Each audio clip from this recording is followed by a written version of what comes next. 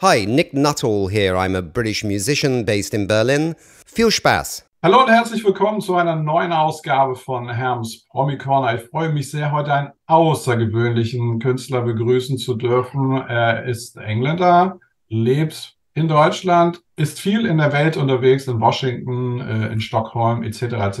Darüber sprechen wir nachher. Ich freue mich aber, dass wir heute über sein Debütalbum mit knapp über 60 sprechen dürfen. Aber erstmal hallo und herzlich willkommen. Warm welcome to Nick Nuttall. Vielen Dank, Herms. Ich bin dabei. Ich bin fertig für diese fantastische Interview.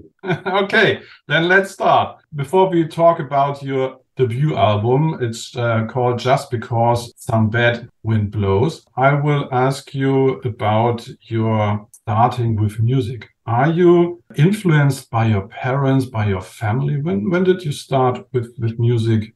Das ist ein guter Punkt. Ja, mein Vater war ein Sänger und ich hätte eine große Familie in Nordengland, in einer kleinen Stadt, Rochdale, nicht so far von Manchester.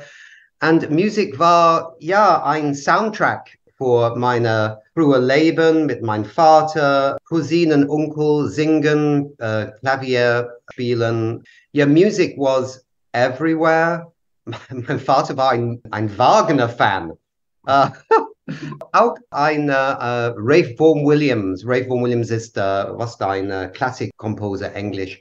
So Musik war alles da in meiner kleinen Stadt. Wir haben ein Musikfestival jeder Jahr, ein Competition Festival, oft in diesem Festival. Und BBC in Manchester, they were the judges of this music festival. Ja, ich habe ein Band in meiner Schule, dann später ein Band in meiner Universität. Dann lass uns mal über deine Anfänge. Kannst du dich noch an deinen ersten Song? Do you remember your first song you ever composed? Oh ja, I remember. Ich mich erinnern, Liebeslied schreiben für Freundin, junge Freundin, 14 Jahren alt. 12 Jahren alt zum Beispiel. Shitty Liebeslieds, you know. I love you, baby. Ja, nicht so interessiert. Interesse.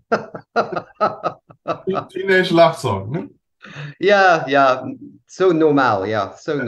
Wenn ich richtig informiert bin, lebst du in Berlin und in Bonn. Habe ich das richtig verstanden? Okay, ja. So, erste in Deutschland, in Bonn. Ich war bevor Bonn in Nairobi, Kenia, mit dem Umweltprogramm für UNO. Mein erster Chef war der ehemalige Umweltminister unter Helmut Kohl, Klaus Topfer. Und Klaus Topfer brauchen einen englischen Pressesprecher. Er hat gute Deutsch, Klaus Topfer, aber nicht so gute Englisch. Ich war ein Journalist in London mit der Times Zeitung. Der englische Umweltminister in diesen Tagen war ein Freund mit Klaus Topfer und Klaus Topfer suchte ein Pressesprecher, ein Redenschreiber-Person. Und so ich war in 13 Jahren in Nairobi, Kenia und dann der Chef mit dem Klimasekretariat für UNO in Bonn, Christiane Figueres, hat gesagt, kannst du kommen nach Bonn und Direktor Kommunikation und Sprecher für das Klimasekretariat wird und helfen, die Paris-Klima-Agreement bekommen. So I moved, ich war umgezogen in Bonn in 2014 und dann in Berlin in 2018. Nach 17 Jahren mit UNO, ich habe gedacht in 2018, das war gut genug für mich. Und es war eine Zeit für eine neue Perspektive, eine neue Karriere. What's so special for you to live in Berlin? Was ist Berlin gegen Bonn. Ja, ich liebe Bonn. Bonn ist eine kleine Stadt mit der super Rheinfluss, an die andere Seite Königswinter und der Drachenfellberg. Du kannst mit Fahrrad alles sehen in Bonn in 15 Minuten. Ja, so ist es ein sehr einfaches Leben. Und nach Nairobi, wo oft Leute mit AK-47 Waffen would try and shoot you in your car. Bonn war sehr calm. Berlin ist eine andere Stadt. Es ist ein bisschen schmutziger, ein bisschen verrückter. Ja, es ist ist eine Großstadt. Ja, ich liebe Berlin auch. Aber Bonn gegen Berlin ist total anderes Stadt. Nick, let's talk about your music. Lass uns mal über deine Musik sprechen. Ich habe es eben erwähnt. You released your Debutalbum with 64. Ja, ich bin 65 jetzt. Meine Geburtstag ist 28. März. Ob nur 64 oder 65, sei es mal dahingestellt. Aber what was the feeling when the CD were brought to you by the postman? Bing bong, hi Nick, here's your CD. What was the feeling in you? Ich gebe einen großen Kuss zu meiner neuen Album.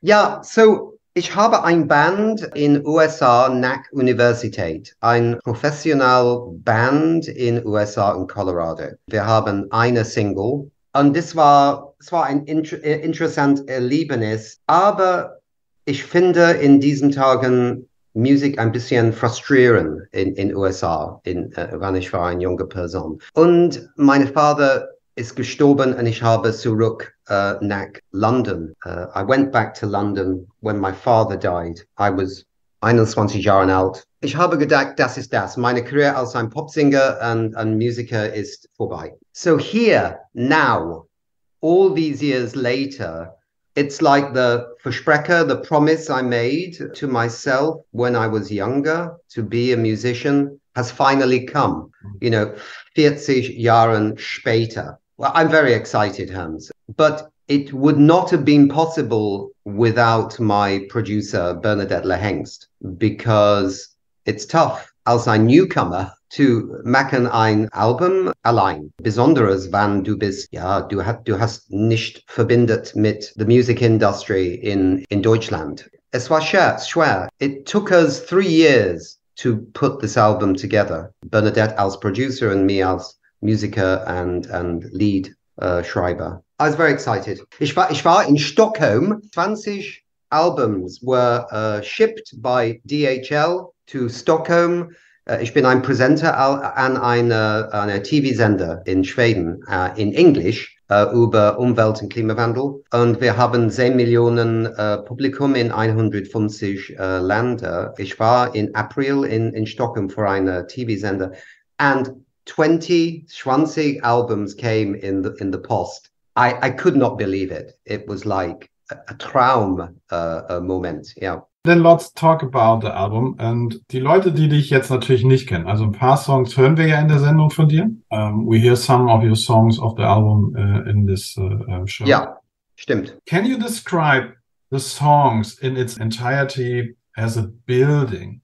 Also wenn du das ganze Album als eine Art Gebäude beschreiben solltest, wie würde dieses Gebäude aussehen? How would this building look like? Description.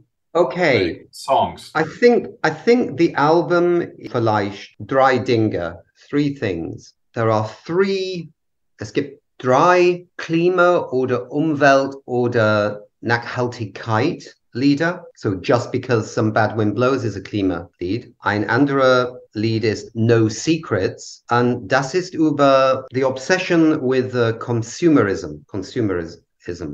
Ja, and how wie vielen Leute, intelligent Leute, kann nicht sehen, das große Thema in diesem Moment in unserer Welt. So Flüchtlings, Klimawandel, Pollution.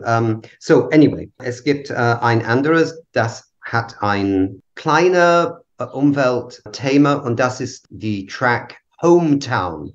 Das ist über meine Heimatstadt. This is about so many post-industrial cities in North England, also in North Deutschland, that are dead, but the government or the local government tries to keep the town going, when maybe it should be taken back downsized to the small Dorf that it was before the Industrial Revolution. That happened in Weißwasser in Deutschland, nicht so far from Cottbus. The government there, it was a Kohlestadt, and es war die Stadt für das Bauhausjubiläum. Es war die Glasfabrik für die Bauhausbewegung. In 1989 or 1988, the government had put a bomb unter vielen Gebäuden, and brought the town back to a small size.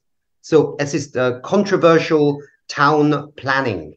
So hometown is a kind of controversial Umweltthema. Das ist meine Leidenschaft, Umwelt und Klimawandel. Aber das Album hat vielen Lied über meine Familie, über meinen Vater. So The Day You Went Away ist ein Lied über meinen Vater. Es gibt ein Lied über ein Cousin Cousin, das war ein bisschen Herausforderung, mental Herausforderung. Und er hat gefunden, seine erste Liebe in eine Kunstgalerie in an anderes Nordengland town, and he had fallen in love with a painting, and this was his love, his erste Liebe and letzte Liebe, and the lead is girl in the gallery. So they are miniature stories of my life and experiences, Erlebnis, they're poetry set to music, they are passions that I have, Klimawandel zum Beispiel. Yeah, it's complex, but it is about me trying to get off my chest issues that are from my past, but also issues that maybe others share. So es gibt ein Lied, Guilt Gaming. I mean, vielen Leute in ihrer Bett durch die Nacht denken, if only I had done this, then things would have been different. Es ist wie ein Video, ja, constantly replaying. How could I have changed the past? Mit ein Freundin or mit Kinder or blah, blah, blah. But you cannot change the past. It's fixed. You cannot change the past. But we all, like a video game, we are thinking about our guilt. And this song is, don't be stupid. Move on. Stop feeling guilty about your past, your personal past, and do something better. Max besser in der Zukunft. So it's vielen Thema. Und Entschuldigung, das ist ein langer Antworten zu einer kurzen Frage. Nick, das liebe ich jetzt an dir, sage ich jetzt einfach mal so, dass du nämlich über alle Songs, die ich hier auf meiner Liste hatte, all the songs I wrote down on my list to ask you, hast du jetzt schon beantwortet. You answered a lot of my questions. Let's talk about one song. You said it, Klima ist dir ein wichtiges Thema. Just because some bad wind blows. Dafür gibt es auch ein Video. You made a video to the song. Ja, Video in Berlin, in die Haus der Statistik. Das war die alte Stasi-Computerzentrum und es ist an Alexanderplatz. Es ist in diesem Moment is being renoviert und so wir haben die Möglichkeit machen the Music Video in dieser Gebäude. In dem Video tauchen ja verschiedene Szenen auf. Du hast einmal ein Fahrrad auf der Schulter. Ah ja. Bike on your shoulder, die Earmuffs, ja. The Mask. Aber trotzdem, man überlegt sich ja, wir nehmen jetzt den Song und machen dazu ein Video. Wie seid ihr auf die Idee der Visualisierung gekommen? What was the idea of visualizing? Ja, so the song ist in zwei Teil, two parts. So the Anfangen ist ein dystopisch Vision über Klimawandel. Es gibt Leute, ja, in Mask, ich habe ein Fahrrad, ja, an meiner Schulter. So I am singing, what has gone wrong, what do we do? Und diese Leute mit the masks, symbolisch als the people, Mensch. They hear me singing, they're interested. What is he singing about? Why is he carrying a bicycle? They're interested in this. And I think many people are interested in Klimawandel, but they don't really understand what they can do. And then they follow me into a dunkel Raum und ich legen die Fahrrad in ein Ständer, and then I start pedaling the bicycle. And you see the room, Licht passiert und du kannst sehen Bäume und Schmetterling. So ich nutze meine Energie, meine erneuerbaren Energie to start process of eine Lösung gegen Klimawandel. Und in the final shot ist ein Tanz, ein bisschen ein Tanzroutine. Keine Person mit Maske. They have taken off their masks. They are now part of the Lösung gegen Klimawandel. Wir sind zusammen, alles verstanden, the Herausforderung, aber they want to do something to deal with climate change. Und ja, wir sind zusammen, alle zusammen. Das macht ein bisschen Sinn.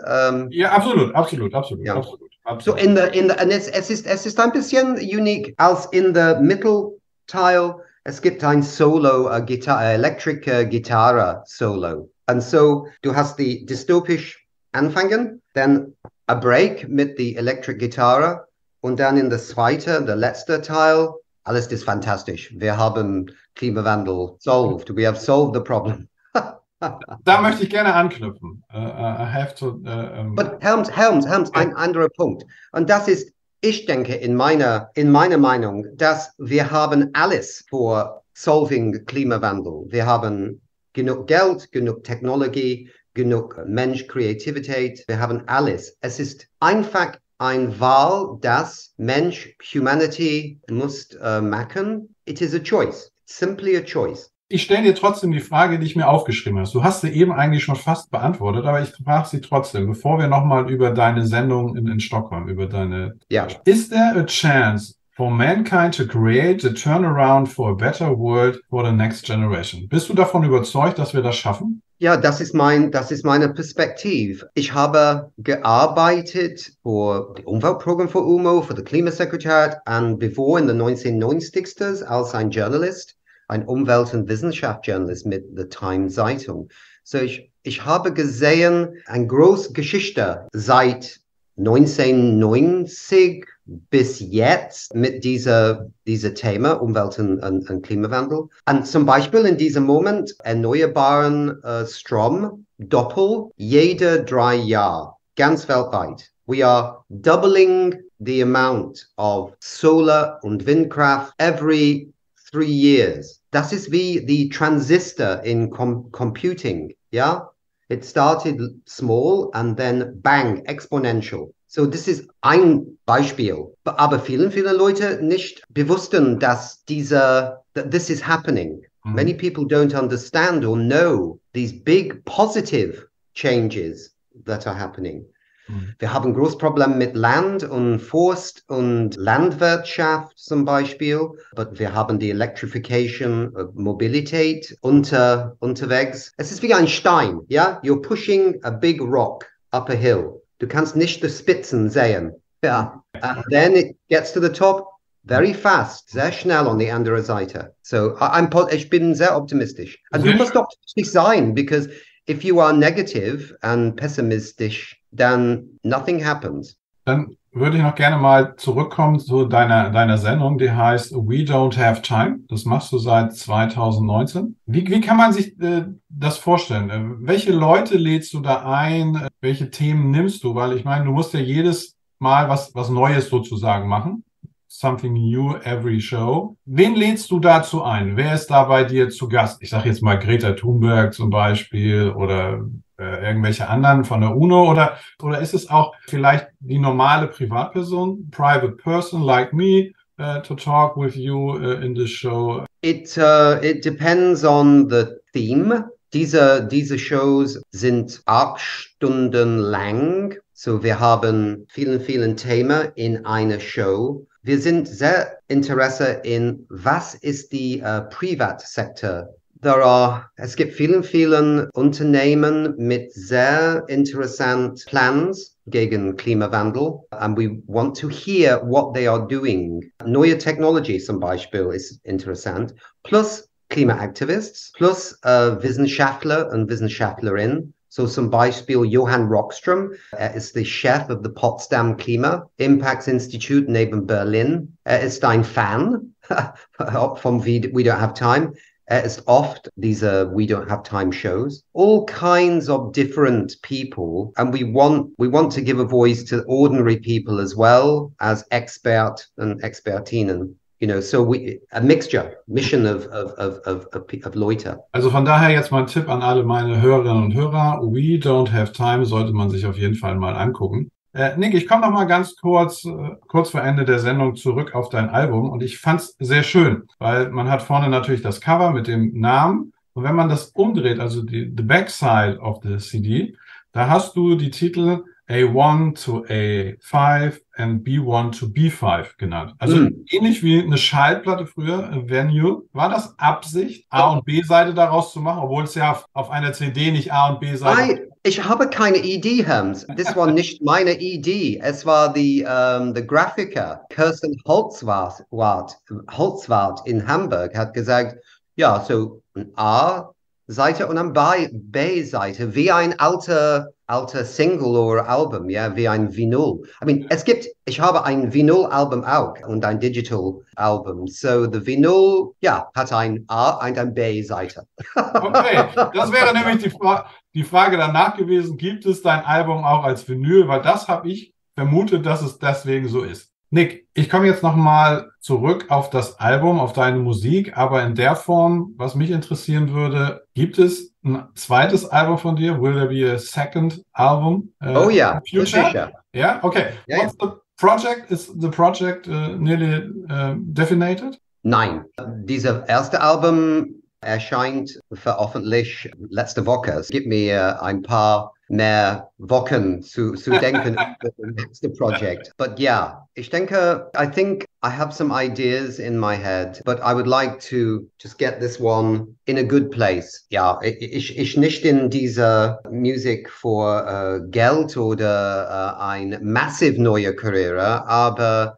ich hoffe, Leute hören meine Lieder, mögen meine Lieder und denken, aha, vielleicht ich kann auch ein Album schreiben. Ja, warum nicht? Wir sind alle, we are all creative. We forget, we are more than just one job. Wir werden uns dann darüber unterhalten, wenn das zweite Album da ist, vielleicht nächstes oder übernächstes Jahr, je nachdem. Also ich würde mich jedenfalls freuen, wenn du wieder Gast meiner Sendung wärst mit deinem zweiten Album dann. Nick, ich komme jetzt zur letzten Frage. The Good Fairy will come around to you and says, oh, Nick, you got 3 wishes. What wishes would that be like? Also welche 3 Wünsche dürfte sie dir erfüllen? Für dich privat, for the world, for whatever you want. Okay. Einer ist das Publikum muss verstehen, dass ich habe keine Idee, diese Frage kommt, ja? I have no idea you're going to ask this question. Ein Wunsch ist, dass die Welt in reality solve Klimawandel and the loss of Biodiversity. Biodiversität. Sehr wichtig. Das zweite ist ein Time Machine, ein Zeitmaschine. Ich kann go back and getroffen oder ein Termin mit meiner Großvater und Mutter, andere Leute von meiner Familie, Leute lang tot, and see what life was like vor 200 Jahren. Really love to do that. And the dritte ist that meine Lieblingsfußballteam, Burnley from Nordengland, das letzte Woche promoted to the English Premier League, kann bleiben in die Premier League für mehr dann ein Jahr. Kleine Stadt, 55.000 Leute. Es ist wie Freiburg oder nein, it's kleiner als Freiburg. Yeah. So I hope my football team, Burnley, they stay in the Premiership in England. Gut, dann hoffe ich, dass die Good Fairy gut zugehört hat und die drei Wünsche erfüllt. Nick, ich bedanke mich recht herzlich bei dir. It was a great pleasure to talk to you. Und ich würde mich freuen, wenn wir uns dann wieder sprechen, vielleicht auch dann persönlich zu deinem zweiten Album. Thank you. Danke, dass du Gast in meiner Sendung warst. Okay, vielen Dank, Herms, und ich hoffe, deine fantastische große Publikum, mein Musik, ja, lieber und verstehen ein bisschen meine Denglisch. Das war völlig in Ordnung. Also ich glaube, da hat jeder sich viel Spaß dran gehabt an deinem Denglisch. Vielen Dank, Nick. Bye bye.